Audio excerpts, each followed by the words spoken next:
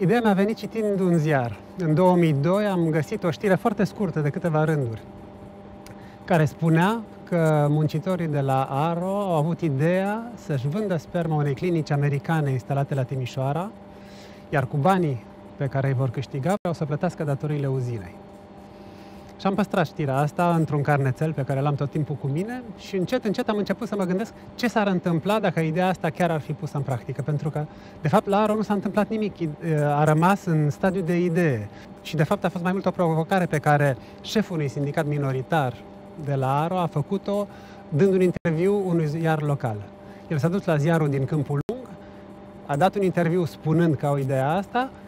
Au mai venit încă 2 ziariști și au făcut subiecte despre chestia asta, dar s-a oprit acolo toată acțiunea. Nu s-au făcut liste, n-a plecat nimeni să-și vândă sperma, s-a ridiculizat, de fapt, toată povestea. Și încet, încet am început să inventez ce s-ar întâmpla dacă ar fi fost luată chiar în serios inițiativa asta. Și mi-am dat seama destul de repede că iese comedie. Și atunci am încercat să exagerez puțin situațiile prin care trec personajele pentru ca să fie situații de comedie.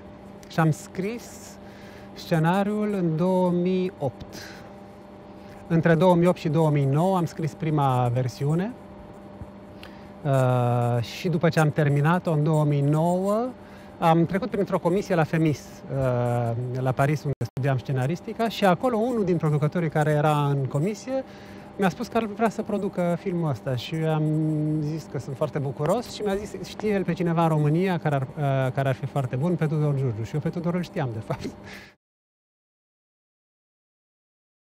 Mie mi-a plăcut ambianța la filmare foarte mult, pentru că se lucrează enorm, în fiecare zi se lucrează cel puțin 12 ore, dar oamenii par bucuroși și la filmare s-a râs,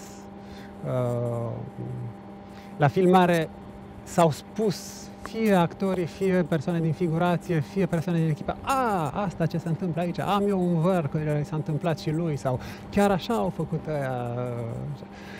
Deci mi-am dat seama că povestea asta e ancorată în realitate și că am reușit să păstrăm câteva elemente pe care toată lumea le cunoaște. Apropo de clișee, în filmul ăsta sunt 2 lumi care se întâlnesc. E lumea românească din anii 90, o perioadă care era grea, dar în care totul era posibil, lucruri bune ca și lucruri rele, și lumea franceză. Și astea 2 lumi au, una față de alta, o privire foarte plină de